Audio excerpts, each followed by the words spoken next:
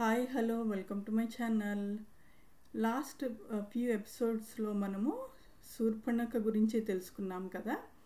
అయితే ఈరోజు అసలు ఈ శూర్పణఖ ఎవరు, తన గురించిన కొన్ని విశేషాలు చెప్పుకుందామా. మరి శూర్పణఖ ఋషి విశ్రవ మరియు రాకాసి కైకేషి అనే రాక్షసికి పుడుతుందన్నమాట. అంటే ఒక ఋషికి మరియు రాక్షసి లేదా రాకాసికి పుట్టిన కూతురు. కానీ ఆమెకి రాక్షస రూపం వస్తుంది. అంటే రూపురేఖలు రాక్షస యువతిని పోలి ఉంటాయి. అందుకని ఆమె అందవిహీనంగా ఉంటుందన్నమాట. కానీ తను యవ్వనంకి వచ్చిన తర్వాత కుటుంబ సభ్యులకి వ్యతిరేకంగా ఒక దానవరాజుని వివాహం చేసుకుంటుంది. అతని పేరు విద్యుజ్జిహ్వ. కానీ అతను మరణిస్తాడు. అలా తను ఒంటరిదయ్యి అయిపోవటం వల్ల మండోదరి ఏమంటుందంటే, నువ్వు ఇంకొకరిని వెతుక్కుని వివాహం చేసుకో అని చెప్తుంది మండోదరి. అలా శూర్పణఖ మరి వరుడిని వెతుక్కుంటూ వెళ్తూ ఉంటుంది.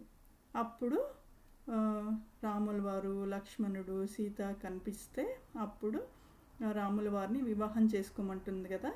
అలా లక్ష్మణుడి చేతిలో పరాభవం చెందుతుంది.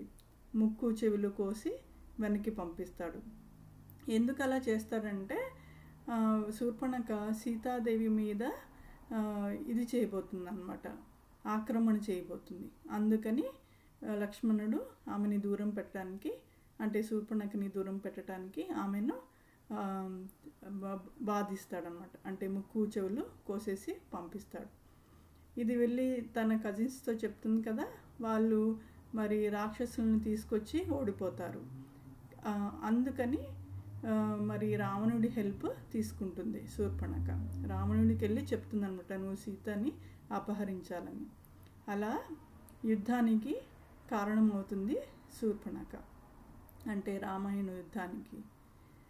అయితే మరి యుద్ధం తర్వాత శూర్పణఖ ఏమవుతుంది అంటే, రామాయణం ప్రకారం శూర్పణఖ విభీషణుడి దగ్గరే లంకలో ఉంటుందిట.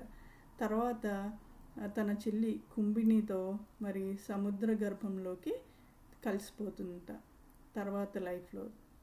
సో అవండి విశేషాలు శూర్పణఖ గురించి. సో నెక్స్ట్ ఎపిసోడ్లో ఇంకొన్ని విశేషాలతో కలుద్దాం. Thank you, bye bye.